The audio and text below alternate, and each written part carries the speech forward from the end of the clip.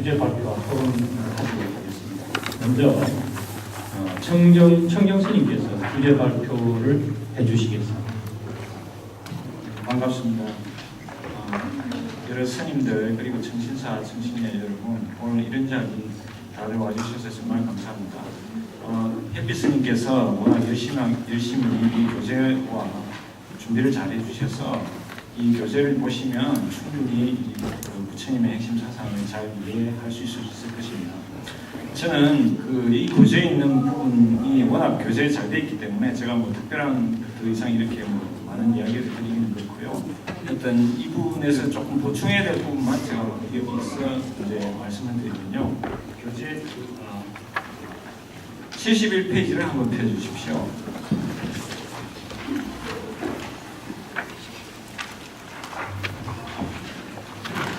교재 71페이지에 보면 이게 사문과경의 수행 체계도라고 나와 있습니다. 사문과경은 이제 북방 아함경에서 사문과경이라는 이름으로 경전이고요. 남방 빨리어 경전에서는 사만나 빨라 숫다라는 경이 있습니다.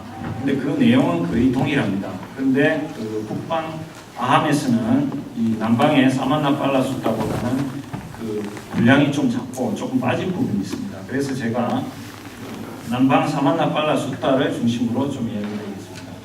남방의 사만나 빨라 숫다 사문과경은 디가니까에 나오는데 거기에 보면은 이 책에도 이렇게 정리가 잘 되어 있어서 이 부분은 잘 보시면 되고요. 그 다음에 오른쪽 이 71페이지의 오른쪽 하단에 보면 의승신이라는 부분이 나오는데 의승신 이 부분을 많은 분들이 이렇게 잘 모르고 잘 들어보시지 않은 분들이 있을 것 같습니다.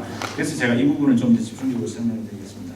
의승신이라는 것은 이 글자 그대로 마음, 의자, 이루어질 성자, 몸신자, 마음으로 이루어진 몸이다 라는 부분이거든요. 이것을 대승에서는 의성신 또는 의생신 또는 티베트 불교에서는 환신, 헛기비 환자, 몸신자 또는 무지개 몸이라는 말을 씁니다. 그래서 이 부분을 좀 설명을 드리면 사만나 빨라 숫다에서 이 사만나 빨라 숫다의 내용을 제가 이제 좀 요약해서 말씀드리면 아자타 사투 왕과 대신들이 대화를 하다가 그때 인도 당시에 여러 스승들이 있는데 그 스승들에 대해서 이런저런 대신들이 이분이 훌륭하다, 이분이 불아나 가사파 이런 분이 훌륭하다, 이런 분이 훌륭하다 이렇게 쭉쭉 이야기를 합니다. 거기에 대해서 이제 어느 대신이 스카모니 부처님을 한번 찾아보자 이런 제안을 해서 왕이 자기 이제 여러 대신들을 거느리고 스카모니 부처님을 찾아갑니다. 찾아갔을 때 이 스카모니 부처님과의 대화를 하게 되는데 그때의 육사외도라고 할 수 있는 불아나 가사파, 이게 도덕부정론, 막갈리 보살라 윤회 청정설, 그다음에 아시타 케사깜발린의 허무주의론, 그다음에 바쿠타 까짜야나의 칠료소설, 그다음에 니간타 나타푸타, 이분이 이제 자이나교라고 할 수 있죠. 니간타 나타푸타의 금계제어론, 산자야 벨라티푸타의 회의주의론, 이런 부분들, 이런 스승들에 대한 이런 스승들한테 아사타 사투왕이 이런 수행을 하면 당신의 그 수행법을 따라서 수행을 하면 어떤 결과를 얻습니다. 그래서 사문과경, 사문은 수행자, 과는 열매라는 것이죠. 열매, 결과라 할 때 맺을결 열매를 맺는다. 열매과. 어떤 결과를 맺습니까? 라고 질문을 던졌는데 육사외도의 스승들은 거기에 대한 답변을 주지 않더라. 그래서 세존이시여, 당신께서는 여기에 대해서 어떠한 당신의 수행을 하면 어떠한 결과를 얻습니까? 우리가 수행하는 목적도 행복, 더 나아가서는 열반, 해탈을 얻기 위한 것이 아닙니까? 그러면 그런 결과, 그게 중요한 것인데 어떤 결과를 얻고 어떠한 과정을 거치느냐, 이게 대해서 부처님한테 질문을 합니다. 거기에 대해서 부처님이 답변한 것이 사마나 빨라숫다 사문과경입니다.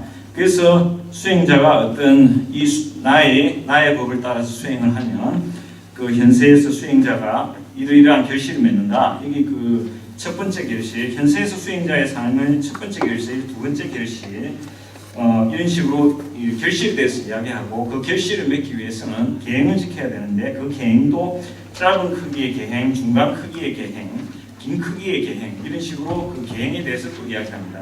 그리고 그러면서 선정에 드는 것을 그런 계행을 지킴으로 인해서 계정해 할 때 계로부터 선정이 나오죠. 계를 지킴으로 인해서 선정에 들게 되고 그 선정에 들게 됨으로 인해서 나중에는 지혜가 나온다는 이런 의미를 아주 순차적으로 논리적으로 정확하게 논파를 합니다. 여기서 그 사만나 팔라숫다는 이제 여러분들이 교재는 이제 조금밖에 소개가 안 돼 있는데 집에 나가셔서 그 인터넷이나 사문과경 이렇게 검색을 해보시면 그 강국 스님이라든지 전재승 박사라든지 이런 분들이 번역한 분들이 나오니까 좀 참고하시고요. 제가 이렇게 이제 이 부분에서 읽어드리면 이런 식으로 계행에 대해서 먼저 이야기하고 그 다음에 거기에 대해서 선정에 대해서 이야기하는데 선정이 첫 번째 선정 이야기하고 두 번째 선정, 세 번째 선정, 네 번째 선정을 이야기합니다. 이게 초선, 이선, 삼선, 사선을 이야기하는 거죠. 그리고 네 번째 선정 다음 부분에 사만나빠따 숫다에서는 뭐라고 해야 되나 통찰에 대한 암이라고 나오는데 이것이 이제 윗바사나라는 부분으로 우리가 알 수 있습니다. 그리고 윗바사나 그 다음 부분에 뭘 이야기하냐면 그러니까 처음에 계행 이야기하고 선정 이야기하면서 초선, 이선, 삼선, 사선을 이야기하고 사선 다음에 통찰에 대한 암, 윗바사나적인 요소를 부처님께서 이야기하시고 그 다음 부분에 바로 사문가경에 보시면 정신으로 이루어진 몸에 대한 암이라는 부분이 나옵니다. 여기 제가 읽어드리겠습니다. 대왕이여 아자타 사투왕께 이제 부처님이 말씀하시죠. 그 수행성은 이렇게 마음이 삼매에 들어 청정해지고 고결해지고 뒷걸음시 오염을 위하여 은혜해지고 적응성이 뛰어나 부동에 도달하여 정신으로 이루어진 몸의 창조에 마음을 지향하게 하고 기울이게 하여 이 몸으로부터 형상을 갖추고 정신으로 만들어지고 모든 사지를 갖추고 간간히 결여되지 않은 다른 몸을 만듭니다. 근데 대왕이 이것을 비유로 이제 부처님이 두 가지 비유를 이야기하는데 한 가지 비유를 이야기하면 어떤 사람이 칼을 칼집에서 뽑아내서 이와 같이 이것이 칼이고 이것이 칼집이다. 칼과 칼집은 다른 것이다. 그러나 칼은 칼집에서 뽑혀진 것이다 라고 생각하는 것과 같다. 대왕이 다시 예를 들어 어떤 사람이 뱀 허물에서 뽑아 그러니까 뱀이 허물을 벗지 않습니까? 뱀 허물에서 뽑아 이와 같이 이것이 뱀이고 이것이 뱀 허물이다. 뱀과 뱀 허물은 다른 것이다. 그러나 뱀은 뱀 허물에서 뽑혀진 것이다 라고 생각하는 것과 같다라고 이야기했습니다. 제가 좀 더 보충 설명을 드리면 칼과 칼집, 뱀과 뱀 허물의 관계를 이야기했는데 칼은 칼집에서 나왔지만 다르다는 거죠. 그리고 뱀은 뱀 허물에서 나왔지만 다르다. 그러니까 이거는 이 몸에서 의생신이 나왔지만 다르다는 거예요. 이 몸에서 의생신이라는 것이 만들어집니다. 그런데 정신으로 만들어졌기 때문에 우리 눈으로 볼 수 있는 이런 몸은 아닙니다. 천안이 열리면 볼 수 있습니다. 그러니까 이 정신으로 만들어진 이 몸을 그러니까 이 몸에서 나왔다는 거죠. 이 몸이 없이는 이 정신으로 이루어진 몸이 나올 수 없습니다. 그래서 대승불교 중에서도 티베트 불교 같은 데서는 이 몸이 인간의 몸을 받는 것이 정말 귀하고 그 중에서도 이 건강성 수행이라는 부분에서는 이 몸이 없으면 이 정신으로 이루어진 몸을 만들 수 없다고 합니다. 그러니까 세계의 천상 세계의 중생이나는 이 몸이 아니기 때문에 그러니까 무색계 같은 경우에는 이 몸이 아니기 때문에 색계는 아니고요. 무색계 같은 경우는 이 몸을 가지고 있지 않기 때문에 이런 정신으로 이루어진 몸을 만들기 힘들다고 이야기합니다. 그래서 이 수행을 하기 힘들다고 이야기합니다.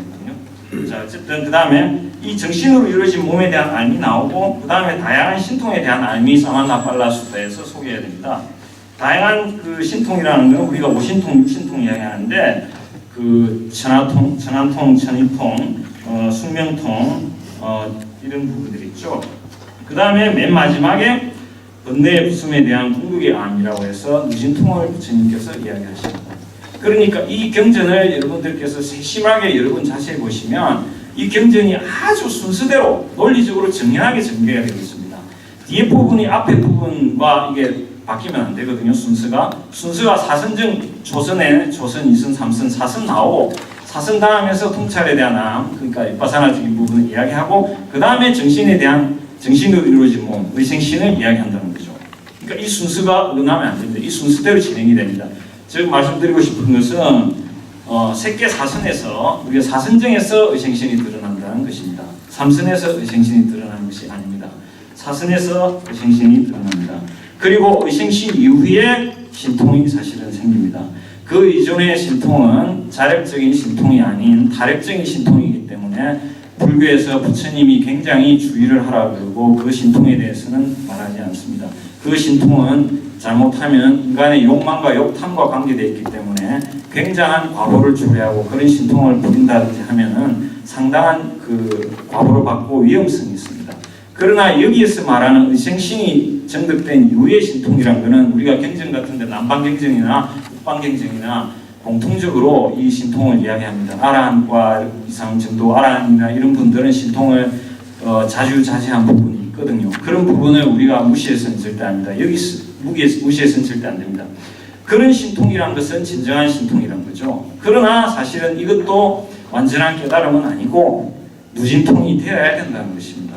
네, 누진통. 그 다음에 번뇌 부슴에 대한 공부기한 이 누진통 이야기하고 나니까 이제 아자타 사투왕이 귀의를 하게 되면서 이 경전이 마무리가 됩니다. 그래서 우리가 이런 순서로 여러분들께서는 이제 집에 돌아가셨더라도 이 사만나팔라 수타 사문가경을 한번 꼭 좀 여러 번 한번 되새겨 보시면은 굉장히 그 유익한 내용이 많고 제가 볼 때는 이 햇빛스님께서 정말 애를 쓰셔서 이런 좋은 교재를 만들어 주셨습니다.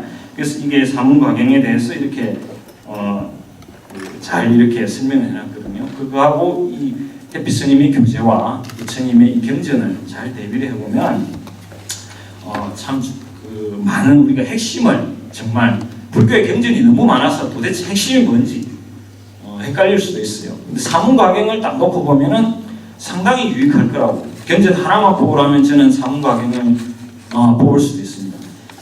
그래서 이 부분을 말씀을 드리고요. 우리가 그 윗바사나가 불교의 사실 핵심입니다. 부처님께서도 그 열반에 드시기 전에 윗바사나를 닦아야 된다. 윗바사나 항상 이야기하셨거든요. 대승에서는 사념처라 그러죠. 사념처. 용어가 다를 뿐인데 어쨌든 같은 내용입니다. 이 사념처가 수행의 핵심인데 그러면 우리가 그냥 사념처를 그 신수신법이라 해서 그 사념처를 네 가지를 닦는다고 해서 윗바사나를 닦는다고 해서 그 부처님 말한 경지에 갈까요? 저는 힘들다고 봅니다. 왜냐하면 계정해 사막 일단 계율이 되지는 않으면 안 됩니다. 계율을 무시하고서는 절대 선정에 들 수 없고요. 선정에 들지 않고서는 그 지혜, 윗바사나가 나오지 않습니다. 통찰적인 지혜가 절대 나오지 않습니다. 그러면 일단 계율을 잘 알아야 되거든요. 계율을 아는 것으로 그쳐서는 안 되고 계율을 실천을 해야 됩니다. 그리고 계율이 튼튼한 계율에 자기가 실천행위 바탕이 돼야 됩니다. 그러고 난 뒤에야 선정에 듭니다. 근데 선정에 들고 나서 그 다음에 이제 선정에서 나올 때 우리가 선정에 든 상태에서는 윗바사나적인 통찰적인 알미 잘 발현이 안 됩니다. 삼매나 선정의 상태에서는.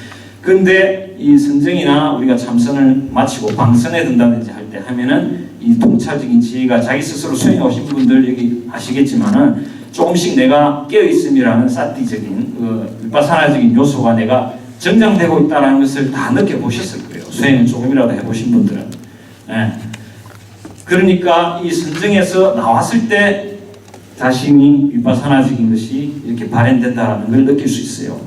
그런데 초기 불교의 많은 학자들이 이야기할 때 부처님께서 윗바사나를 굉장히 핵심이고 중요하게 이야기했는데 우리가 그 기본을 닦지 않고 윗바사나 수준 높은 윗바사나를 이야기하면 안 돼요. 사실은 우리 수준에서는 계율부터 먼저 닦고 지키고 그리고 나서 선정에 들어야 돼요. 선정도 그 조선, 이선, 삼선 가지고는 부족합니다. 사실은 사선 정도는 돼야 됩니다. 사선이 돼야 의생신이 드러나거든요. 그리고 어느 학자의 견해를 제가 이분이 이제 빨리어 경전 근본 불교 이쪽으로 아주 연구를 많이 하신 분인데 뭐라 얘기했냐면 많은 사람들이 학자들이 윗바사나만 강조하는데 그건 당연한 이야기고 초기 경전 자체만 놓고 본다면은 부처님 명상에 윗바사나 요소보다도 사마타적인 요소를 강조하는 부분이 더 많다는 거예요. 예. 그러면 이 윗바사나적인 요소보다도 사마타적인 걸 강조한 게 더 많은데 그러면 사마타 중에서도 색계사선을 초기 불교의 가장 일반적인 수행 방법으로 색계사선을 꼽고 있습니다. 사실은 초기 불교의 가장 일반적인 수행 방법이 윗바사나가 아니란 거예요. 윗바사나는 당연한 거고 그거는 제가 윗바사나 부정하는 게 절대 아니고요. 초기 불교의 가장 일반적인 수행 방법으로 조경지를 자세히 보시면 새끼 사선을 닦는 것을 강조를 더 많이 하고 있습니다. 사실은. 예. 그래서 남방에서 순수 윗바사나 이야기하시는 분들을 저는 개인적으로 조금 반대하는 입장입니다. 그분들 입장은 완전히 틀렸다고 이야기는 안 하겠지만 과연 삼매나 선정이 토대가 되지 않고 윗바사나가 될까? 저는 조금 물론 그런 되는 분이 있을 수도 있겠죠. 아직 근기가 상근기인 분들은 되는지 모르지. 저 같은 경우는 하근기는 저 같은 하원기는 안 되더라고요. 예. 어쨌든 그 다음에 그런 부분을 우리가 이야기할 수 있고요. 그 다음에 이 부분이 의생신에 대한 부분이 사마나 빨라 숫다에도 나오고 성정도론에도 나옵니다. 비슈디마카 성정도론에도 나오는 부분을 제가 잠깐 읽어보시면 제가 잠깐 읽어보면요. 그 신통 나누는 이는 브라하마 번천의 앞에 모든 조건이 갖추어져 모자람 없는 태도로 마음대로 만든 몸, 마음으로 만든 몸, 마노마야까야를 만든다. 그가 만약 경행하려면 만들어 놓은 환영의 몸이 그곳에 가서 경행한다. 만약 쓰거나 앉고 누우려면 그 만든 몸이 그렇게 한다. 만약 그가 브라마 스님과 함께 지내거나 말하거나 의논하려고 하면 그 속에서 그런 일을 할 수 있다. 그 만든 환영의 몸이 그렇게 한다. 이렇게 나와 있습니다. 여기서 마노마야까야 할 때 이게 산스크리트로 마노마야까야 또는 빨리어로도 그렇게 이야기할 건데 마노라는 것은 마음을 이야기하고 마야라는 것은 환영이죠. 환영, 헛개비. 그 다음에 까야라는 것은 몸을 말합니다. 그래서 이것을 한역에서는 의성신, 마음으로 이루어진 몸, 이루어질 성자를 써서 의성신이라고 부르고 또는 마음에서 만들어진 몸, 발생한 몸이라고 해서 의생신이라고 말을 씁니다. 그런데 이 의생신과 의성신은 남방, 북방 다 나와 있습니다. 경전에. 그래서 우리가 이것은 부처님이 확실하게 이야기하신 부분이라는 것을 제가 말씀드릴 수 있을 것 같습니다. 그리고 이 책의 267페이지 한번 보십시오. 헬피스님께서 이 교재를 정말 이렇게 애를 써서 잘 만드셨습니다. 여기 보면 267페이지에 남방에서는 이걸 세계경이라고 하나요? 세계경. 북방에서는 뭐 기세경, 암경 이런 것도 나오는데 이 우주가 어떻게 만들어졌는지에 대한 부분도 사실 나오거든요. 부처님께서는 이 우주가 어떻게 만들어졌냐 거기에 나오는 그 부분에서 나오면 이들이여 세상이 수축하는 그런 때가 온다. 이들이 세상이 수축될 때 대부분의 중생들은 광천하게 된다. 그들은 거기서 마음으로 이루어지고 희열을 음식으로 삼고 스스로 빛나고 흑공을 다니고 깨끗하고 오랜 세월을 머문다. 이런 부분이 있거든요. 여기서 의성이라는 부분이 마노마야 이게 그런 까야는 안 나오기 때문에 제가 마노마야 까야하고는 조금 다르다고 사실 생각합니다. 왜냐하면 새끼 사선에서 마노마야 까야가 되는 것이지 이 광천의 경지에서는 새끼 이성 같은 경우에는 이 까야가 형성되지는 않을 거라고 이제 제 개인적으로 생각하는데 어쨌든 이것과도 관계가 될 수 있는 부분이죠. 새끼 사선정을 닦으면 이제 마노마야 까야가 형성이 됩니다.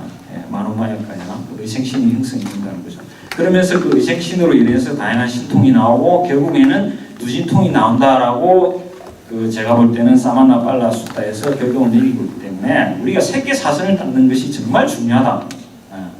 새끼 사선을 닦아야 여기에서 새끼 사선에 닦아야 통찰적인 지혜 윗바사나가 가능하고 그리고 의생신이 되어서 신통이 가능하다. 탈핵적이라 말하면 제가 접신이라든지 이런 무당들이 있죠. 그런 사람들은 제가 폄하하는 것이 아니고 자력의 신통이 아닙니다. 탈핵의 신통입니다. 그것은 부처님이 말씀하신 진정한 신통이 아니기 때문에 그 능력도 제한되고 그리고 오용락하고 관계되어 있어서 우리가 그 인도의 요가의 스승들이나 많은 외도들이 지금 이 세계에서 다른 종교를 내가 꼽집어서 이야기할 수 없지만 어느 종교의 지주자들이 이런 신통을 부리고 사람들을 현혹시켜서 돈을 끌어모으고 신도들을 막 끌어모으고 교단을 생성하고 엄청난 세력을 발휘합니다. 제가 봤을 때 그분들은 어느 정도의 신통이 있다고 봅니다. 신통이 없이는 그렇게 큰 교단을 만들 수 없거든요. 그런데 문제가 뭐냐면 그분들이 용락에 관계되어 있기 때문에 돈이나 권력 그리고 성욕을 초월하지 못한 수행자들 저는 그건 아니라고 봅니다. 그래서 많은 그 인도의 그 요가 수행자들이나 미국 같은 데가 센터도 만들고 하는데 그 여자 신도들과 성추문이 있고 그런 부분들은 분명히 우리가 깨어서 제대로 봐야 됩니다. 그것은 제대로 된 신통이 아닙니다. 그래서 우리가 이 의생신 새끼 사선을 닦는 것이 굉장히 중요합니다. 그리고 대성에서도 이 의생신에 대한 부분이 언급되어 있어서 제가 조금 더 붙이면요. 대승임 능가경에 대해서 이제 한국 스님들은 잘 공부를 안 하시는데 사실은 달마부터 육조 해능 이전에는 능가경을 주 경전으로 봤지 금강경을 그렇게 주 경전으로 보지는 않았거든요, 사실은. 근데 능가경을 지금 열심히 보지 않는데 능가경이라는 것이 경을 보면은 우리가 정말 그 마음에 대해서 그 유식과도 연결되고 핵심을 많이 이야기해놨거든요. 그 중에서 능가경에서 제가 찾아보니까 능가경에서는 의생신, 의성신 단어를 두 가지 같이 쓰고 있습니다. 한영 능가경에서는 같이 쓰고 있는데 9군데나 능가경이 의생신, 의성신이 언급되고 있어요. 그만큼 이게 중요하다는 이야기죠. 그 중에 일부분만 제가 소개해드리면 만약 신과 의와 여럿이 일어나지 않는 사람은 곧 의생신을 얻고 또한 부처의 경지에 이른다. 결국은 부처의 경지에 이른다라고 이야기를 해놨습니다. 제가 봤을 때 오늘 조금 늦게 시작했기 때문에 시간 관계상 이 정도로 마무리하고 나중에 질문이 있으신 분들은 제가 보충 질문을 받는 걸로 그렇게 하고 마치겠습니다. 제 별로 짧은 소견을 여러분들 잘 들으셔서 정말 감사합니다. 예, 이어서 선엽스님의 주제 발표가 있겠습니다. 어쨌든 현재는 주제 발표를 먼저 하고 뒤이어 저도 방금 선생님의 주제 발표를 듣고 몇 가지 의문이 생겼는데 이런 식으로 의문이 생기면 주제 발표가 끝나고 난 그 뒤이어서 토론 시간에 잠시 있을 건데 그때 좀 질문해 주시기 바랍니다. 이어서 선재선님이 주제 발표를 하겠습니다.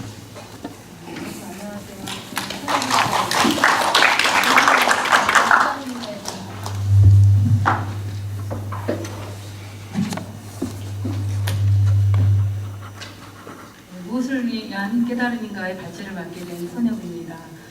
저는 사실 제 이름을 이제 발표하고 나서 약간 마음이 지금 살짝 벙거린 상태거든요. 왜냐면 선혁님의 그 발제를 들으면서 제가 생각하는 그런 것들이 좀 있었는데 이제 제가 하는 발제를 통해서 한번 비교해서 한번 들어보시면 좋을 것 같아요. 저는 그냥 일단 제가 지금 무엇을 위한 깨달음인가의 발제를 맡게 됐는데 이 발제의 내용은 교재 78페이지에서 102페이지까지 요점을 제가 시간 관계상 공부 잘하는 학생은 요점 정리를 잘해야 한다고 제가 알고 있거든요. 그래서 제가 제 나름대로 요점 정리를 이렇게 했습니다. 그래서 제가 하는 지금 이 발표하는 내용은 78페이지에서 102페이지 안에 다 들어있는 내용인데 그걸 함축시키는 내용이고요. 이 내용이 또 끝나면 제가 다시 이 내용에 맞는 수행의 도표를 또 여러분들께 제가 설명을 해드리겠습니다. 일단 제가 요점 정리한 내용을 한번 지금 나른하시고 피곤하실 텐데 마음을 깨워주세요. 지금 사실 이런 법회 자리는 거의 드물다고 보고요. 사실 대한민국 안에 많은 스님들이 계시고 많은 불자님들이 계시긴 하는데 이런 법회 자리와 이런 세미나가 저는 곳곳에서 있어야 한다고 생각하고 있습니다. 저도 사실은 바깥에서 많은 일들을 하고 많은 활동을 하면서 다소 번잡하게 살고 있기도 하지만 그런 수행을 위한 저의 이제 그런 방편으로 살아가고 있는 건데요. 그래서 이 자리가 그냥 와서 그냥 자리 채우고 그냥 앉아 계시지 마시고 잠을 깨워서 한번 같이 우리가 불자로서 부처님의 제자로서 이 자리에 우리가 한 호흡을 하고 있는 이 시간에 정말 귀한 시간에 그냥 해태혼침으로 이 시간을 때우지 않으셨으면 좋겠습니다. 저의 박수 부탁드립니다. 제가 이제 한번 주제 발표를 해보겠습니다. 저는 이제 항상 어렸을 때부터 생각했던 게 저에 대한 존재에 대해서 아주 3살, 4살 때부터 그게 늘 걱정이 됐었어요. 해가 지면 이 존재가 나는 어떻게 될까에 대한 그 고민이 아기 때부터 그게 서서 그 마음속에 그 항상 무거운 그런 거였는데 그걸 누구한테 아기 때부터 말을 할 수가 없었던 거예요. 그래서 이제 그 어느 날인가 이게 답을 제가 찾게 되어서 이렇게 불가에 입문을 해서 수행을 하고 있는 과정인데요. 여러분들 역시도 여러분들이 지금 존재를 의지해 가서 살고 있죠. 존재라고 생각하고. 근데 그 존재에 수반되는 고통은 나와 우리의 삶 문제 속에서 나는 누구인가로부터 불교의 의문과 수행이 시작됩니다. 수행을 통한 삶의 향상 마지막 결과로 얻는 그 깨달음을 증득하기 위해서는 중생의 근본인 고진멸도의 사성제가 토대가 됩니다. 윤회를 통한 고성제를 발생하여 나와 삶 속의 몸과 마음, 식과 명색을 형성의 과정에 불완전의 조건으로 생겨나 불완전한 마음과 의식의 상태가 마음이 고차가가 되어서 12연기법으로 나의 상태가 이렇게 지금 진행형이고 있습니다. 그리고 유라는 불완전한 상태, 나라는 이 존재가 고성제이고 생로병사하고 불완전하며 그 불완전을 통한 발생 과정이 고집성제라고 하며 불완전의 해소가 소멸된 고멸성제로이라고 볼 수 있습니다. 7가지 이 고멸성제를 성취하기 위해서는 7가지 보리분법과 포괄한 그 8정도를 실천이 고멸성제로 가는 가장 외길이라고 보고 있습니다. 고멸도성제의 산매와 이빠사나의 지혜를 통해 깨달음에 이른다고 저는 생각하고 있습니다. 그래서 이제 그 아까 우리 스님 말씀하셨던 그런 산매가 굉장히 중요한 것이 이제 뒤에 계속 전개됩니다.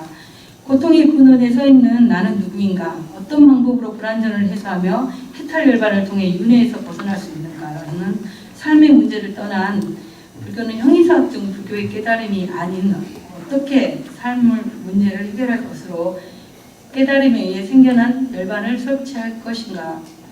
율 부처님의 우리 제자라면 누구나 고민하고 걱정하고 그 일을 해결하고자 일상 속에서 분주히 법문도 듣고 또 법회 자리도 찾아가고 생활 속에 어렵지만 보시를 또 아낌없이 한다고 생각하고 있습니다.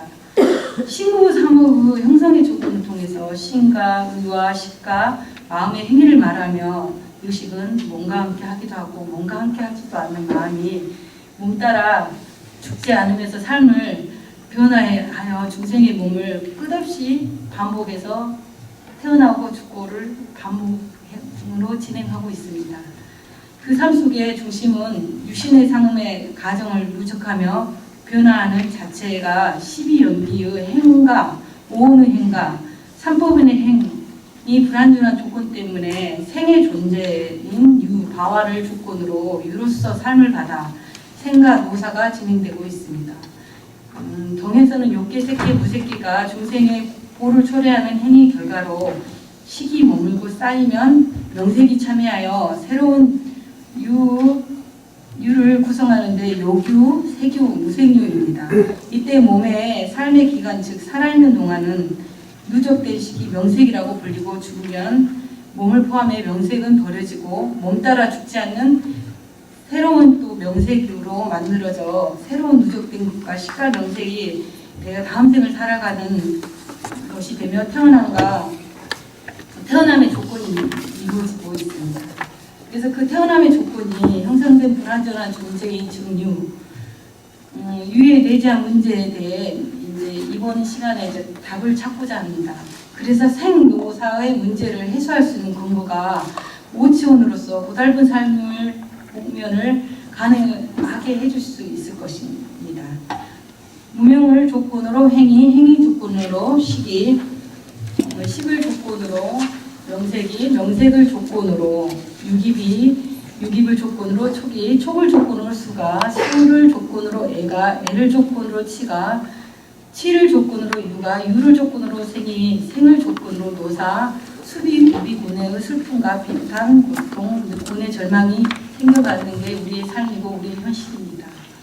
이와 같이 괴로움의 무더기인 고온이 일어나 있습니다. 그러나 이제 무명이 남김없이 빛바랜 그 소멸의 행위, 그 소멸로 인해서 그 행위, 식의 소멸과 행의 소멸과 마음의 소멸이 이렇게 여러 단계로 나뉘어진 그 소멸로 인해서 명색이 소멸되고 명색의 소멸에서 유깁이 소멸이 일어나고 유깁이 소멸에서 촉의 소멸이 일어나고 촉의 소멸에서 치의 소멸이 일어나고 치의 소멸에서 유의 소멸이 일어나고 유의 소멸에서 생의 소멸이 일어나고 생의 소멸에서 노사 우비고뇌와 우비고뇌들이 소멸하여 이와 같이 전체 괴로움인 무더기, 오치원의 무더기가 소멸이 되는 과정이 바로 연기법입니다.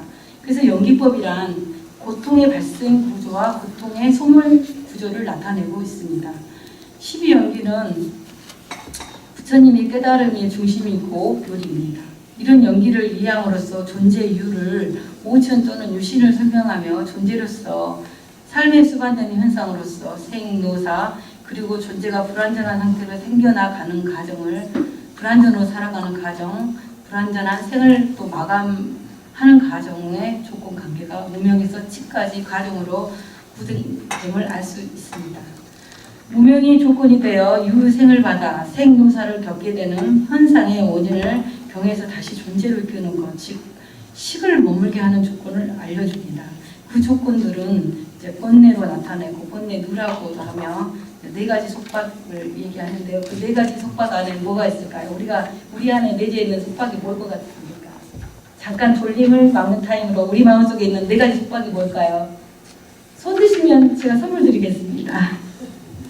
내 안에 있는 속박이 뭘까요?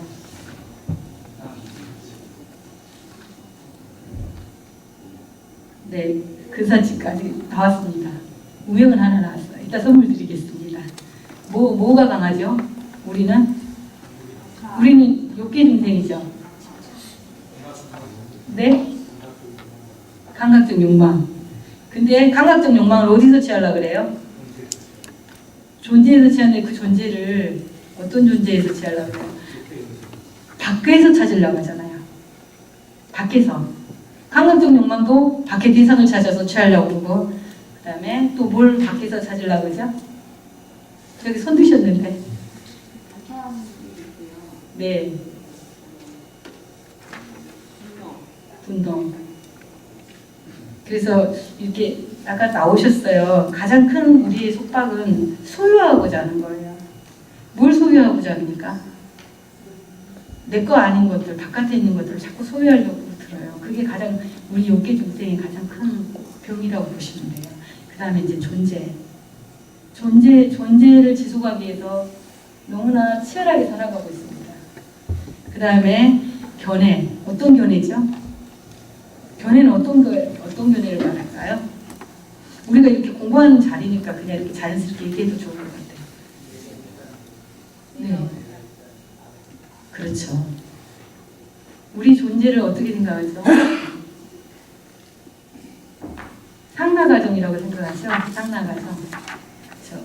근데 불교의 이제 이 공부를 통해서 알아가는 게 바로 무상고 무아를 알아가는 과정이잖아요. 그래서 항상 이 견해가 잘못되어 있으면 그 견해가 여기 근본불교안에는 상이 병들어 있다고 그렇게도 표현해도 되는 거죠. 그게 상이 병들어 있는 상태로 중생은 살아가면서 상이 병들어 있다는 걸 모르고 살아가고 있습니다.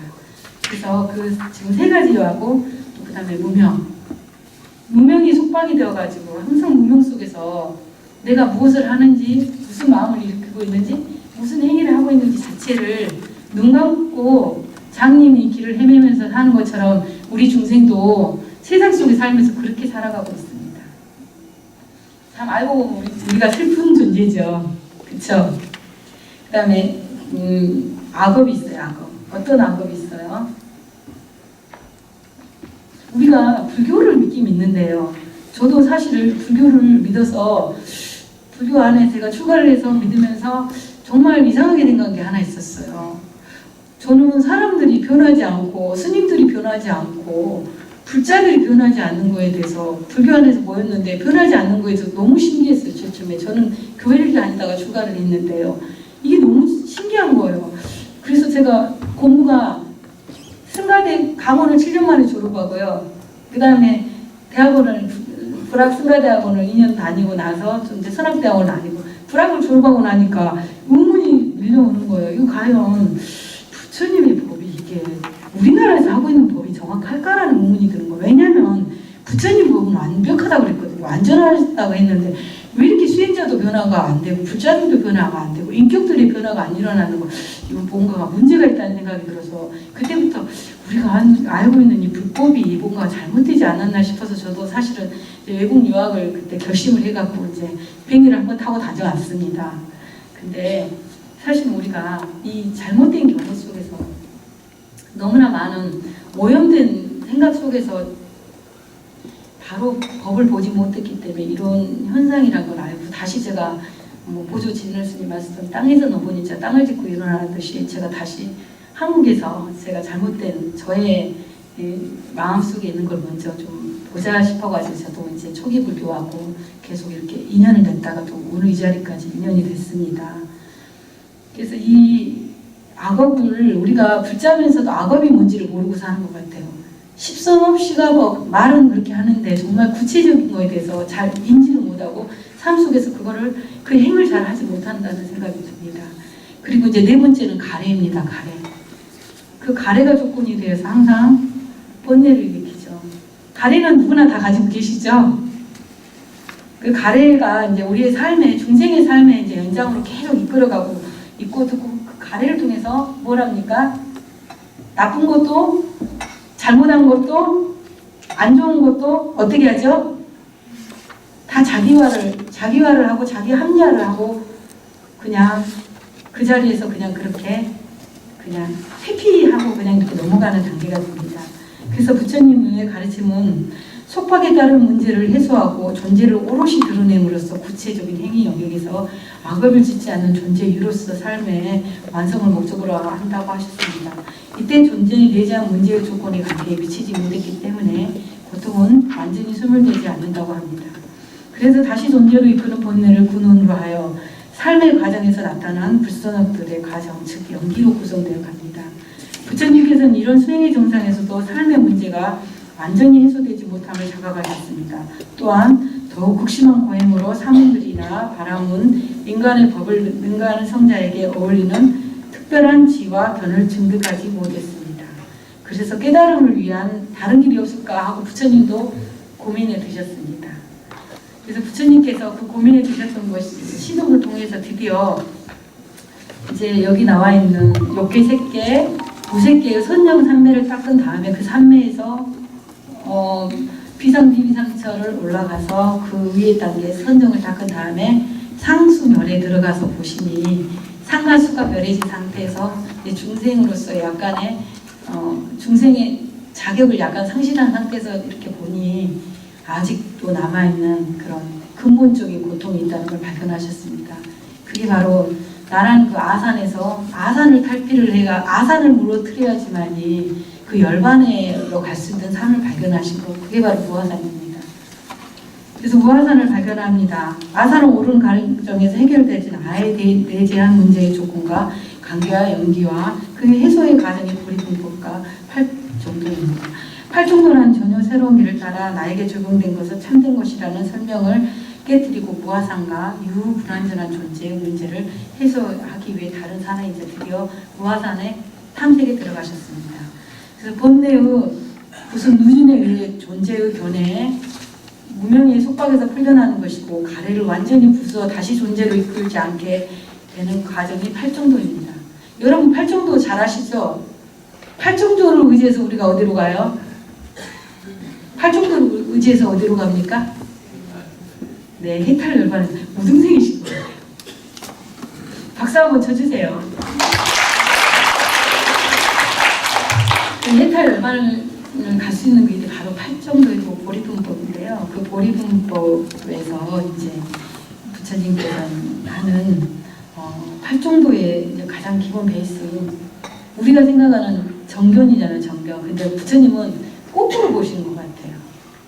부처님이 아까 우리 스님께서도 말씀하셨던 그 삼매가 기본인 정정을 기본 바탕으로 삼매 수행을 바탕으로 이제 7가지를 또 닦으셨어요. 그래서 그 흔들리지 않는 삼매를 통해서 우리의 삶을 그 고통에서 건져나는 열반의 길을 이제 제시를 하셨습니다. 그래서 부처님께서 이제 정정의 심도 있는 구차재정의 삼매가 토대가 되어 깨달음을 향해 고통이 소멸이 되고 12연기의 조건 관계를 통해 발생하고 그 조건에 의해 해소를 통해서 소멸합니다. 고멸 조건 관계의 해소 방법으로 8정도를 제시합니다. 8정도는 실천이며 중도입니다. 8정도를 잘 이해하고 계시는데 8정도가 좀 어렵죠. 제가 그래서 저에게 남아진 시간이 얼마나 되는가요? 잠깐 시간이 별로 없는가요?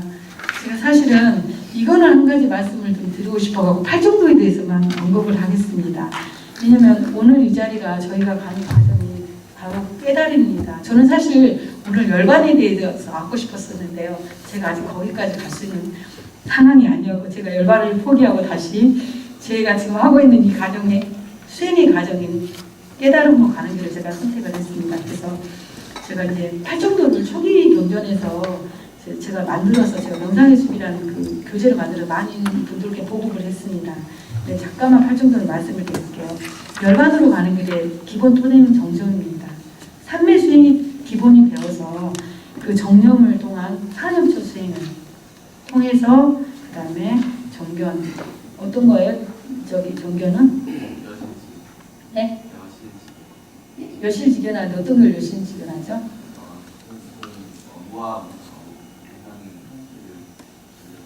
네, 무아무상 삼법인과 사성제를 여실지견이 보는 게 바로 정견입니다. 정견이 사실은 가장 쉬운데도 안 보이죠, 잘. 왜냐하면 우리는 가래의 집착 속에 늘 살아가기 때문에 잘 안 보입니다. 그 다음에 정사유는 뭡니까? 정사유. 가장 중요한 오늘의 과정이 이게 어떻게 보면 핵심이라고 보시면 돼요. 우리 분상에서는. 정사유는 뭐냐면 욕망과 악의가 없는 상태, 불선업이 없는 상태를 정사유라고 합니다. 어떤 생각을 하든 어떤 의도를 일으키든 간에 내 마음속에 악의가 없다는 것. 악의를 일으키지 않다는 것. 여러분들 어떻게 악의가 한 번도 안 일어난 적이 있으신가요? 매일매일? 항상 크든 작든 뭔가가 일어나죠. 남이 나에게 조금 서운한 말을 하든 남이 조금 뭐라 불편하게 하든 간에 일어나죠. 근데 그 정사위에서는 어떠한 상황이 돼도 악의가 없는 상황이 됩니다. 그리고 이제 정오는 뭐예요? 우리 삶 속에서 하는 바른말이죠. 바른말. 우리가 하지 않으면 안 되는 말이 뭐냐면요. 거짓말, 중상모략, 욕설, 잡담, 그리고 남을 해롭게 하는 악이 있는 말을 하지 않고 유익한 말을 하는 게 바로 정어예요. 그 속에 다 포함이 되어 있습니다. 그리고 정업이란 건 바른 행위를 말합니다. 바른 행위. 어떤 게 바른 행위일까요? 바른 행위가 뭔가요? 우리가 맨날 천수경에서 뭐예요? 살생중재 금일참회, 투도중재 금일참회 하죠. 그럼 시바법을 짓지 않는 것이 바른 행위고요. 반대로 십선업을 실천하는 것이 바로 정업입니다. 그리고 정명이 있습니다.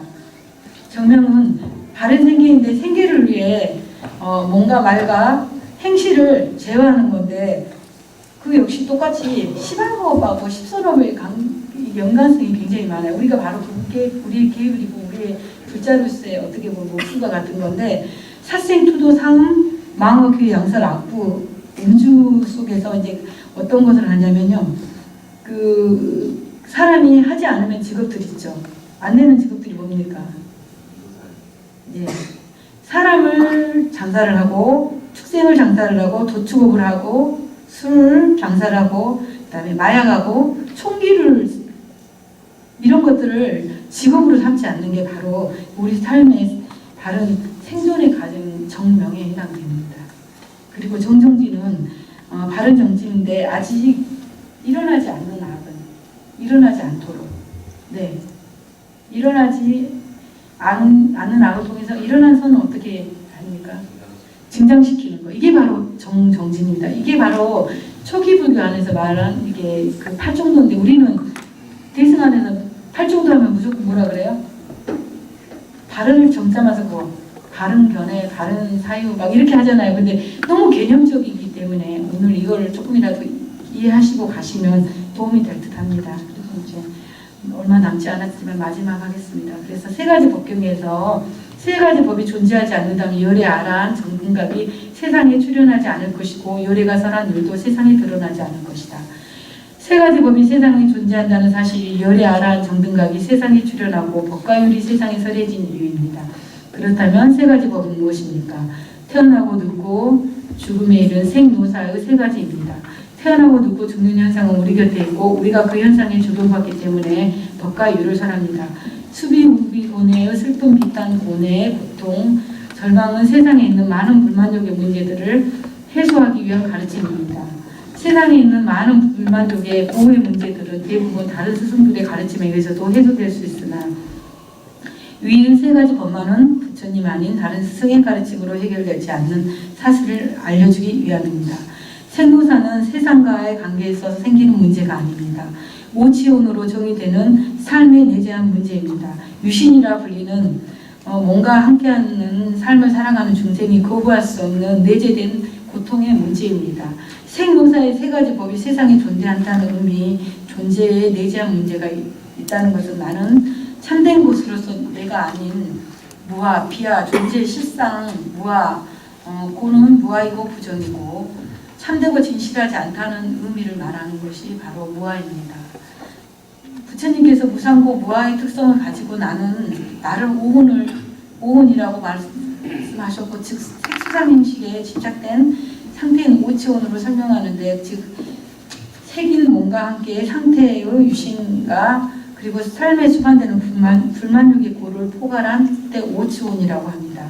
삶의 과정에서 수반되는 고와 유신에 내재한 고를 포괄하여 정의하는 것입니다.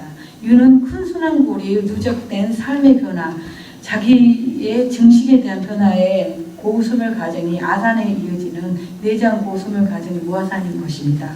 오치온으로 고통의 상과 오치온의 상태를 모면한 것이 바로 깨달음입니다. 무엇을 위한 깨달음인가 질문에 이런 답을 제시합니다. 오치온의 모면을 위한 깨달음은 다시 존재가 되지 않음을 증득하여 생노사가 없고 윤회에서 벗어남을 얘기하는 것뿐만 아니라 탐진치의 세 가지 법을 제거하지 못하면 생노사의 세 가지 법을 제거할 수 없다는 것이며, 탐진치가 바로 생노사의 원인이며 생노사의 그 시작과 같은 것이어서 탐진치를 제거하는 일을 통해서 이 가르침은 생노사의 문제를 해결한다고 거듭 말씀하셨습니다.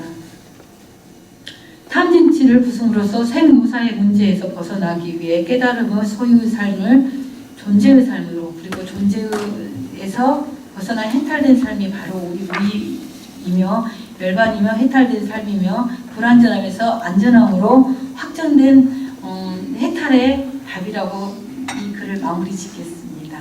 제가 사실은 여러분께 이 설명이 사실은 어디에 나와 있냐면요, 86페이지에 보시면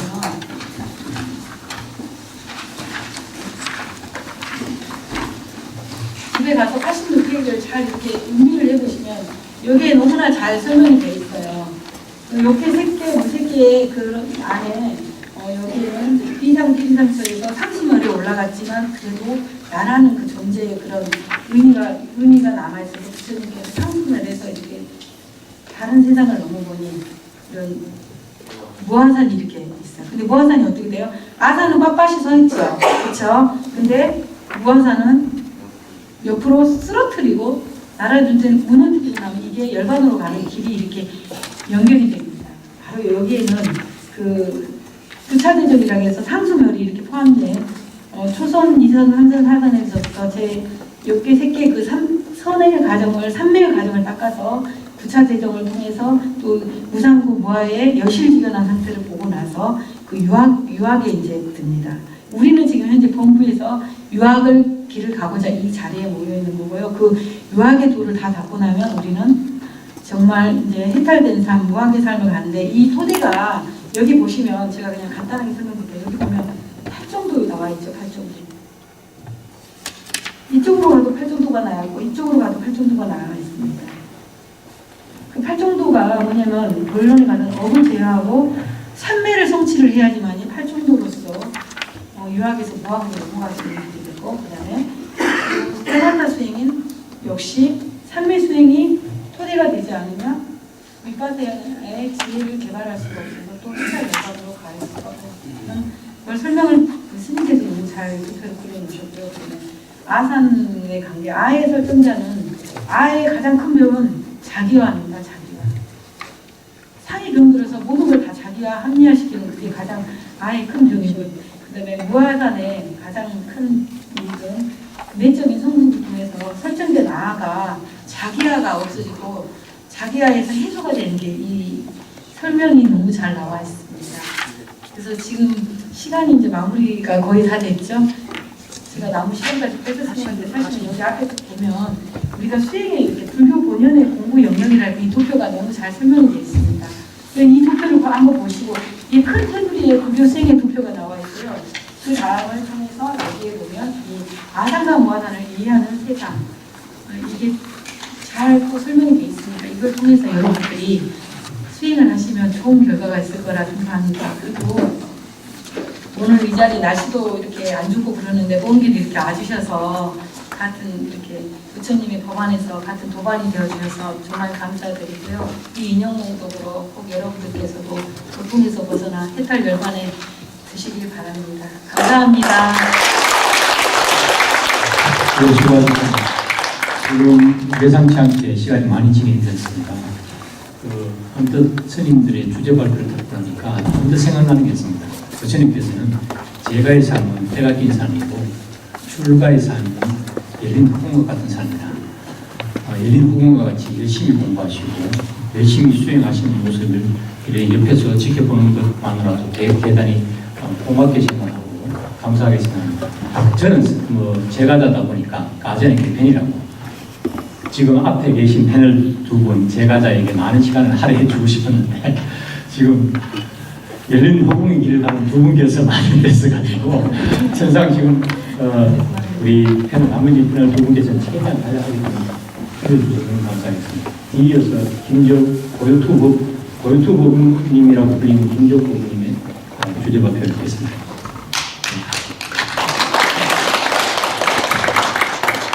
저는 주제에서 부처님의 깨달음을 중심으로 했는데 저는 주제에서 부처님 깨달음 중심 개념에 대해서 발표하겠습니다. 부처님은 참으로 많은 것을 깨달으셨는데 그 중에서 연기와 사성제가 대표적이라고 할 수 있습니다. 괴로움과 괴로움의 소멸에 대해서 설하시는데 괴로움의 원인은 가래라고 그렇습니다.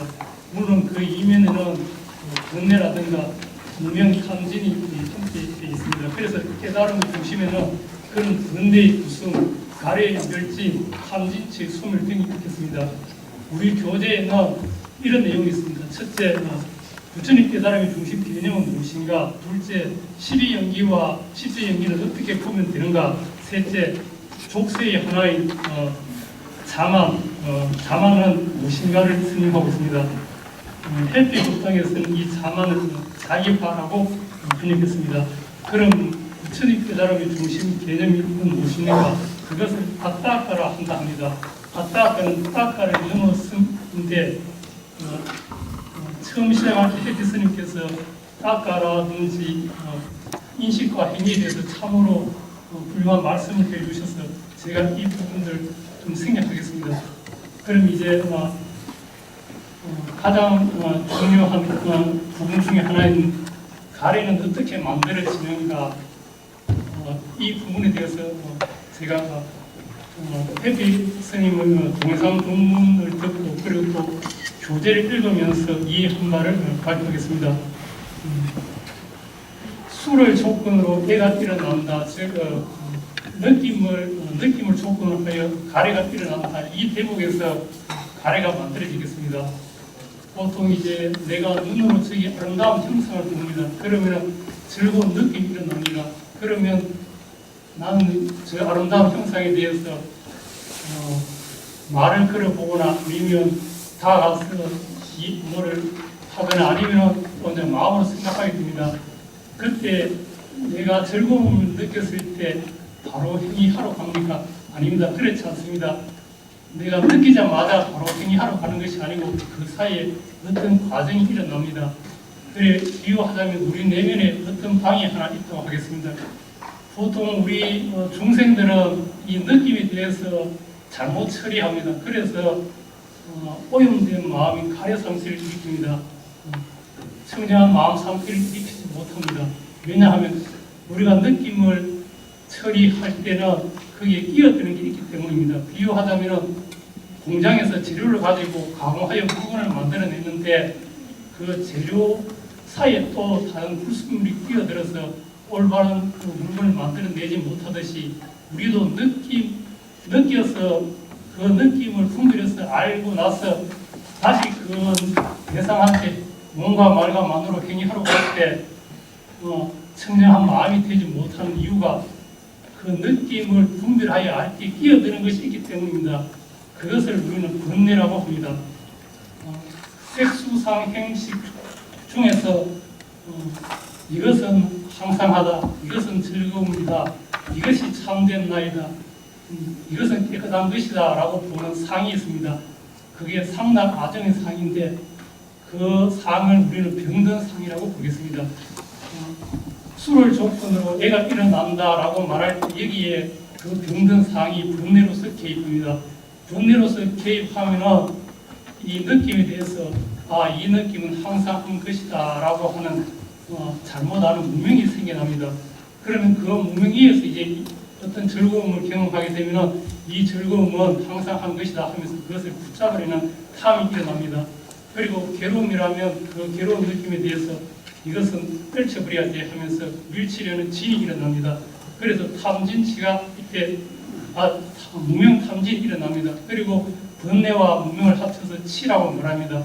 그러면 탐진치가 생겨났습니다. 이제 마음은 탐진치로 오염되었습니다. 또는 탐진치로 부풀려졌습니다. 그러니까 느낌에 대해서 이제 즐기고 관념하고 묶여있게 됩니다. 이렇게 느낌에 대해서 즐기고 관념하고 묶여있게 되면 난디가 생겨난다고 합니다. 난디를 즐김이라고 하는데 그러면 마음은 이제 다시 난디로 부풀려졌습니다. 이렇게 탐진치로 오염된 마음에다가 그리고 난디로 부풀려진 마음은 우리는 다른 이름으로 부른다고 합니다. 그게 바로 가래라고 한답니다. 그래서 괴로움의 원인인 가래는 그 밑바탕에는 번뇌가 있고 또 다른 말로 그리고 번뇌 때문에 생긴 무명 탐진이 있는데 또 다른 말로 탐진치가 있고 또 가래가 있습니다. 그래서 부처님 깨달음의 중심 개념인 아따까를 넘어섬이라는 것은 가래의 과정을 다시는 되풀이하지 않는다는 것인데 그것은 곧 가래의 부숨이라고 해도 되고 번뇌의 멸진이라 해도 되고 탐진치의 숨이라 해도 되겠습니다. 이렇게 해서 우리는 이제 부처님 깨달음의 중심 개념인 아따까를 한번 이해했습니다. 이제 다시 가래의 형성을 다른 식으로 이해해 보겠습니다. 그것은 자기화의 과정으로 이해하는 방식입니다. 그것은 가래가 자기화라는 것과 거의 같은 개념이다를 보이면 되겠습니다.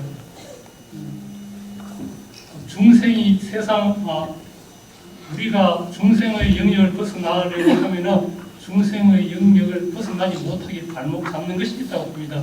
그것을 족쇄라고 한답니다. 족쇄에는 10가지가 있는데 아라한은 이 10가지 족쇄를 다 제거했습니다. 그런데 높은 단계의 5가지 높은 단계의 족쇄를 제거하지 못한다면 아라한은 되지 못하고 불환자가 된다 합니다. 그 5가지 높은 단계의 족쇄가 바로 이 가래를 형성하는 그 영역에서 다 등장합니다. 이제 우리는 자기화의 과정으로 설명하기 위해서 가래를 분류해 보겠습니다. 가래를 분류하는 방식은 몇 가지 있는데 그 중에 하나가 요계, 유예, 무유예로 분류하는 방법입니다. 여기서 유예라는 것은 색계 중생 수련으로 오염된 마음과 무색계 중생 수련으로 오염된 마음을 말합니다. 그것은 바깥 세상에 대해서 내 것 하려는 소유의 가래는 다 제거했습니다. 그렇지만 내 몸에 대해서 또는 내 마음에 대해서 이것이 참된 나이다, 이것은 항상 하는 나이다라고 설정하는 그 나가 있다고 봅니다. 그 나가 이 세상을 살아간다고 보는 자기화가 있다고 봅니다. 그러니까 가래에는 요계, 유예, 무유예가 있는데 우리 욕계 중생은 항상된 나, 참된 나라고 하는 그런 설정된 나 위에 다시 바깥 세상에 대해서 내 것 하려는 존재의 요기까지 같이 갖고 있겠습니다. 이렇게 항상 하는 나, 참된 나를 설정한 것, 그것은 그런 의미에서 그것은 곧 나는 있다라는 자기화로 연결되겠습니다. 그래서 이제부터는 자기화의 과정으로 가래를 다른 식으로 설명해 보겠습니다. 술을 조건으로 하여 내가 일어난다, 느낌을 조건으로 하여 가래가 일어난다는 이 부분에 개입하는 것이 번뇌라고 했습니다. 이런 번뇌도 있습니다. 나는 있다라는 잠재 성향이 있습니다. 이 나는 있다라는 잠재 성향이 여기 번뇌로서 개입합니다. 그러면 이제 다시 무명 탐진이 만들어졌습니다. 그런데 무명을 조건으로 하여 행이 일어난다는 그 영계의 법칙에 의해서 행은 신행, 부행, 심행을 만들어냅니다. 즉 행은 탐진치로 오염된 마음을 만들어냅니다. 그러면 그 마음은 수를 대상으로 해요. 이렇게 봅니다. 이 느낌은 나다. 이 느낌이 나 안에 있다고 관찰합니다. 이 느낌은 나다. 이 느낌을 가진 것이 나다. 이 느낌이 나 안에 있다. 이 느낌 안에 나가 있다고 이렇게 관찰합니다. 그렇게 되면 나는 있다는 것이 사라지지 않는다고 합니다. 그리고 그 이후의 과정은 우리 교재 페이지 119페이지에 다시 상세히 설명되고 있습니다. 이렇게 하여 이제 번뇌의 개입으로 자기화가 일어났습니다. 즉 자기화는 5가지 높은 단계의 족쇄인 자만과 같은 것이라서 딱가의 영역을 벗어남이라면 자기화를 만드는 과정이 다 멸진되어야 되겠습니다. 그 과정이 바로 이제 나는 있다는 잠재 성향을 뿌리 뽑은 것이고, 그러면 본내로도 개입하는 일이 없고, 그러면 문명이 만들어지지 않습니다.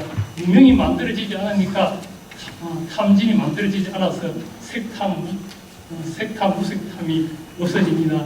그리고 문명이 만들어지지 않으니까 문명이 번뇌를 부숨으로써 문명이 멸하고 명이 일어났기 때문에 이제 문명 때문에 생기는 행도 없습니다. 그래서 즐기고 환영하고 묶여 있는 그런 들뜸이 없습니다.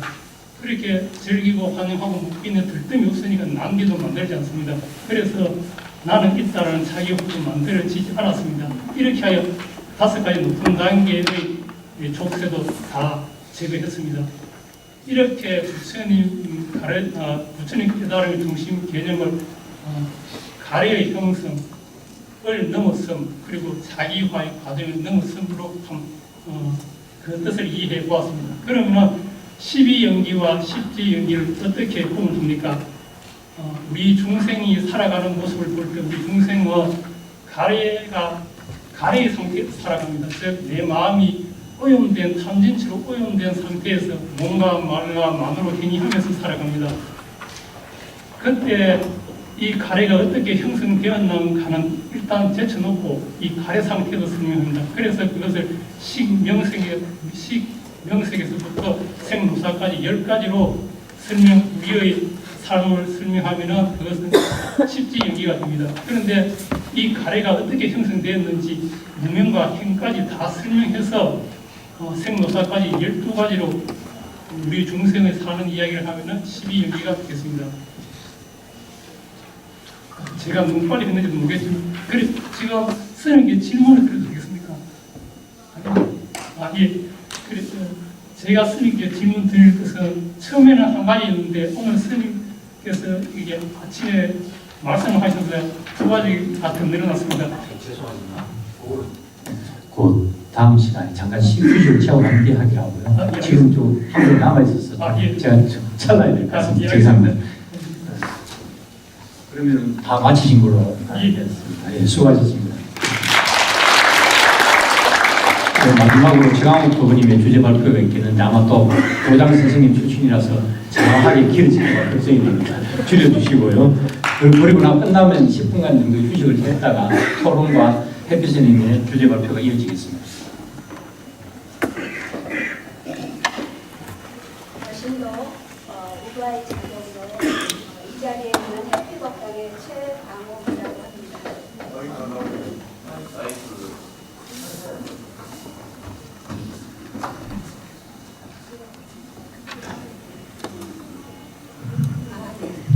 아유, 촌스러웠습니다.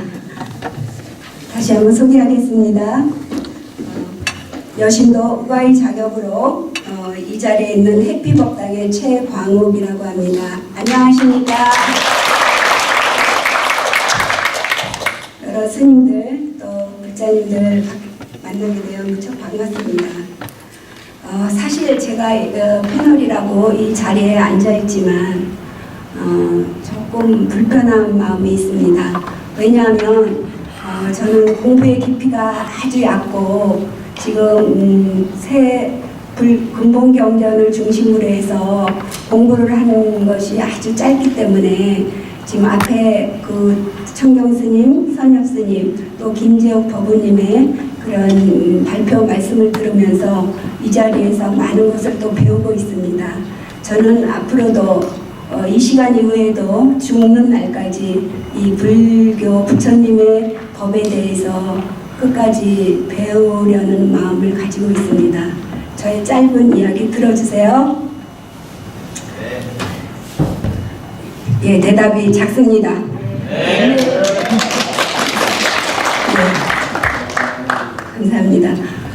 본 세미나에 그 심층 토론에 참여하게 되면서 저는 우바이로서 여신도죠. 우바이로서의 저의 신행 생활에 대해서 시작하는 것이 자연스럽지 않나 이런 생각이 들었습니다. 그래서 저의 이야기로 잠깐 시작할까 합니다. 저는 가정적으로는 두 아이의 엄마로서 또 종갓집 맏며느리로서 늘 집안의 대소사를 늘 챙겨야 했습니다. 또 직장에서는 전문성을 갖춘 교사가 되기 위해서 연수를 받고 배우며 끝까지 노력한 끝에 교직의 꽃이라 불리우는 교장으로 재직하는 영광스러운 시간도 있었습니다. 저는 41년의 교직 생활을 끝으로 정년 퇴임을 하였습니다. 이렇게 가정과 직장의 일을 병행하면서 감내하고 또 도전하면서 참아야 할 수많은 인고의 시간들이 저에게는 있었습니다. 제가 처해진 환경에서 안고 있고 또 해야 할 일들에 대한 부담감과 중압감에 그야말로 몸부림치면서 많은 날들을 고민하고 번민하기도 했습니다. 이렇게 가정과 사회생활을 병행하며 사는 가운데 필연적으로 겪게 되는 여러 가지 시련으로 정말 삶의 무게가 버겁다고 느낄 때마다 저는 부처님이라는 존재에 의지하곤 했습니다. 저의 의지의 대상인 부처님의 진정한 가르침을 알고자 불교 관련 서적들을 무작위로 읽어보기도 했고요. 고승들의 수행하는 그런 책들을 보면서 감동의 눈물을 흘리기도 했습니다. 그래서 여러 군데 법회도 다녀보고 또 3, 4년 동안 하루에 300배 정도의 절수행도 한 기간이 있었습니다. 또 3000배 철야정진 기도에도 참여했고요.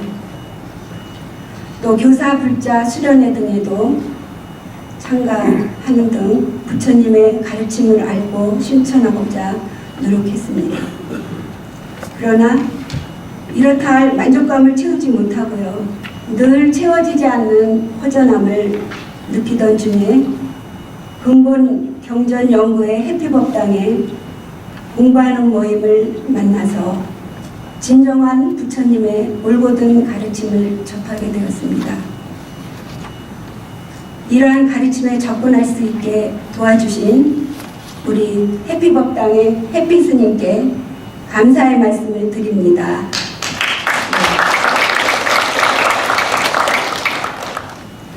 오늘의 주제인 깨달음이요. 이 깨달음이라는 말 참 아름다운 말인 것 같습니다. 이런 깨달음이라는 말을 알게 해주신 또 스스로 그 길을 개척하신 우리의 스승 부처님 세존께서는 여러분이 모두 아시다시피 깨달음을 성취하신 후에 5 비구들에게 최초의 법을 전하셨습니다. 부처님께서는 스스로 깨달은 것에 만족하지 않으시고 중생에 대한 커다란 자애와 연민으로 가르침을 받게 되는 모든 중생들이 완전한 깨달음에 이를 때까지 쉼없이 설법을 하셨습니다. 다시 말해서 법을 이해한 모든 중생들은 그것을 나눌 수 있었던 것입니다. 우리의 역사로 돌아보면 우리의 불교가 꽃피었던 삼국시대에 부처님의 제자인 의상대사 역시 공부 후에 당나라에서 돌아오셔서 고국 신라로 오셨습니다. 가장 가까운 이웃 곁으로 고향 동네로 오셔서 불법을 전하셨습니다. 제가 여러분들 앞에서 발표할 주제는 누구를 위한 깨달음인가 교재 139쪽에 있고요. 또 불교의 중생구제 147쪽에 있는 부분입니다. 그런데 저는 어떤 이론적인 것보다는 제가 교학을 공부하고 아울러 수행을 새벽마다 일찍 일어나서 하면서 생활에서 느꼈던 것, 이런 것들을 중심으로 제가 이야기를 하는 것입니다. 그러면 아까 이야기에 이어서 계속하겠습니다. 우리들은 그럼 부처님께서 왜 오셔서 법을 전하시고 또 부처님의 제자인 의상대사가 고국인 신라로 왜 돌아오셨는지 깊게 생각해 보아야 합니다. 바로 중생을 구제하기 위함이었다고 생각합니다. 그런 맥락에서 볼 때 현재 지금의 아파하는 많은 한국인들을 구제하는 역할을 우리 불교가 해야 한다고 생각을 합니다. 그러기 위해서는 부처님 살아서 직접 설한 가르침을 중심으로 부처님의 원음에 가장 가까운 경전들에 근거한 교학을 배우고 수행하면서 봉사하는 길이라고 생각을 합니다. 부처님에 의해서 잘 설해진 법은 스스로 보이는 것이고 시간을 넘어선 것이고 와서 보라는 것이며 열반으로 이끌고 지혜로운 이에게는 개별적으로 알려지는 법이기 때문입니다. 불교를 자유력 종교라고 하는 이유이겠죠. 여러분, 스승은 부처님이십니다. 스승의 길을 바르게 알고 배우면서 그 길을 따라가게 하는 것, 그것이 엄밀한 의미에서 불교적 중생구제의 방법이라고 저는 생각을 합니다. 앞서 공부한 사람이 스스로의 삶을 향상하면 그 삶을 보고 뒤따르는 사람들이 생겨나 스스로의 삶을 향상하는 것이 불교적인 포교이면서 바로 그것이 불교의 중생구제 방법이라고 말씀하시는 해피스님의 말씀에 저는 전적으로 동의합니다. 부처님의 가르침에 의해서 부처님의 가르침에 의지해서 스스로의 삶을 향상한다는 자주법주의 의미라고 말할 수가 있겠습니다. 저의 이야기는 계속됩니다. 저에게는 이제 새로운 목표가 생겼습니다. 모든 역량을 집중해 볼 만한 목표는 오늘의 이 주제하고도 일치하는, 다시 말해서 부처님의 가르침은 깨달음을 성취하기 위해 앞으로 나아가는 일입니다.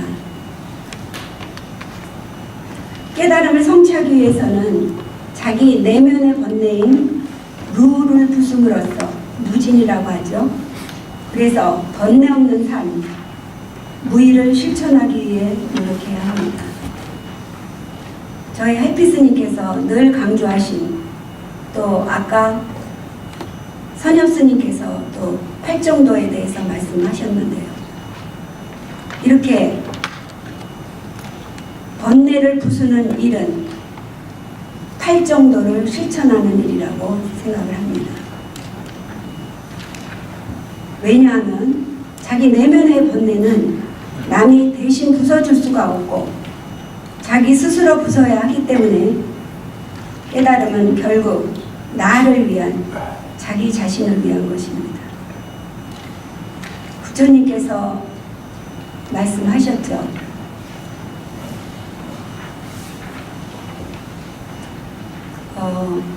지금 정확한 말은 생각이 안 나는데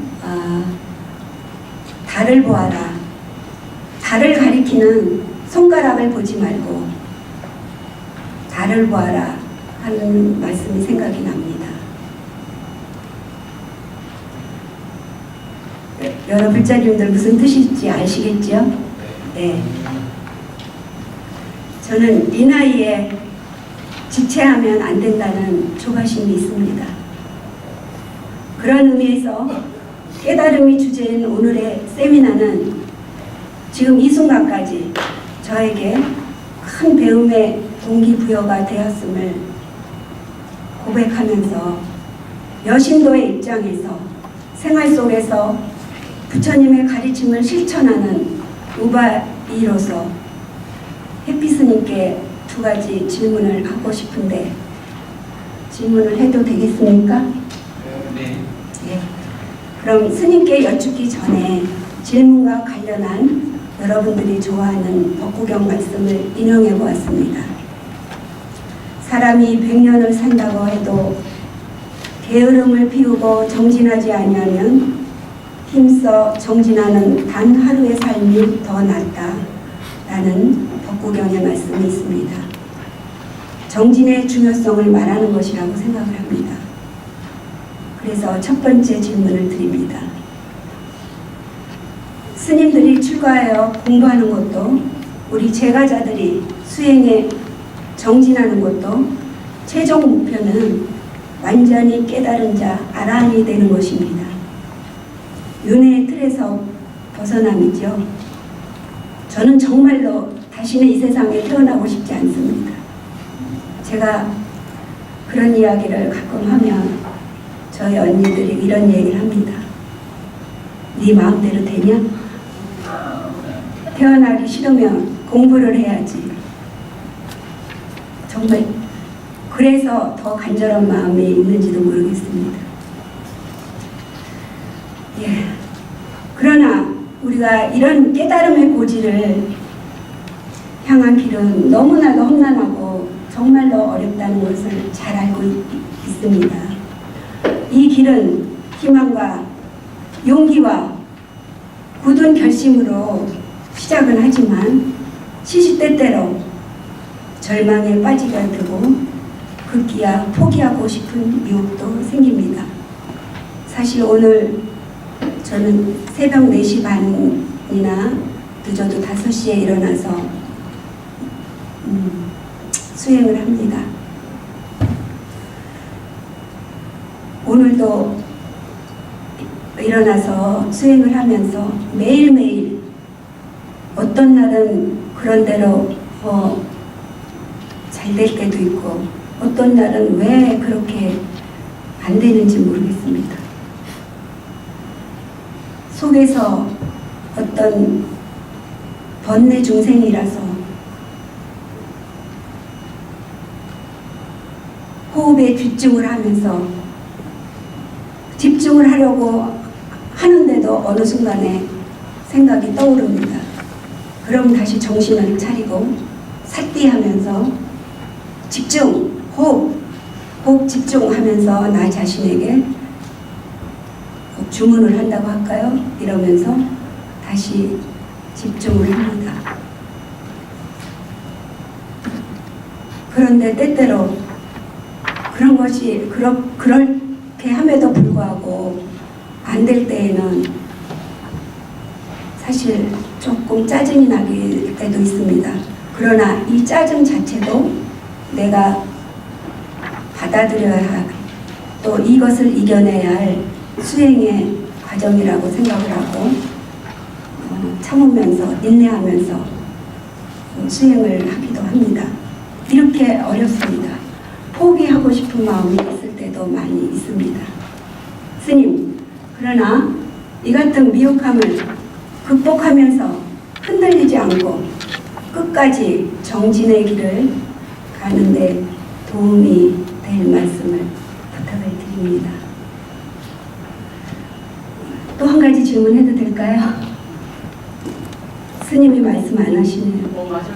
예, 두 번째 질문도 법고경의 말씀을 인용해 보았습니다.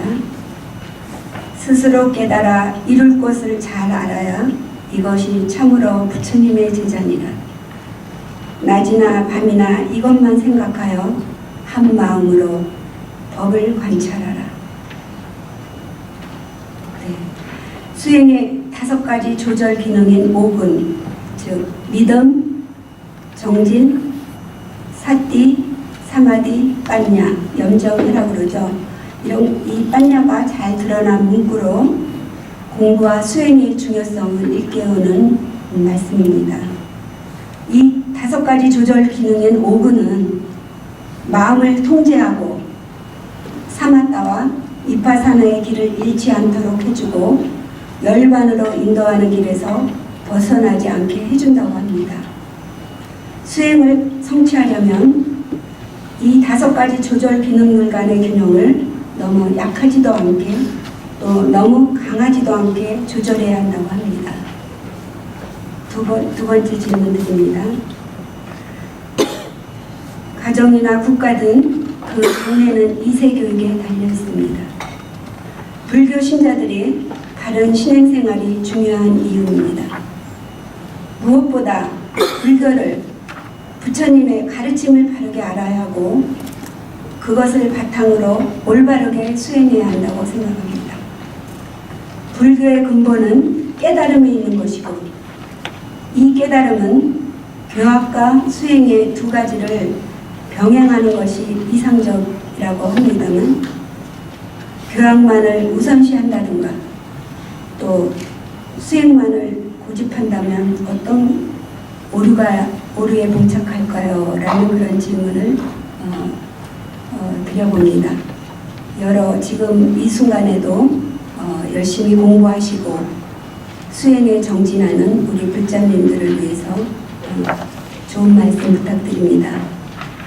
저는 제 이야기로 시작해서 질문만 하는 것으로 끝이 난 것 같은 기분이 드는데요. 여러분들 앞에서 자신 있게 분명하게 이야기할 수 있는 것은 부처님의 제자로서 큰 자부심을 갖고 부처님의 제자가 된 것에 감사하고 다른 부처님의 가르침으로 인도해 주시는 여러 스님들 또 제가 지금 배우는 해피 스님께 감사하다는 말씀을 드리면서 저의 배당된 시간을 마치겠습니다. 고맙습니다.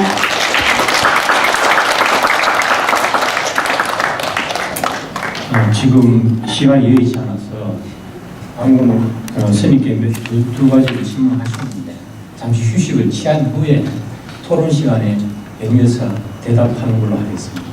지금 한 10분 정도 휴식을 취하도록 하겠습니다.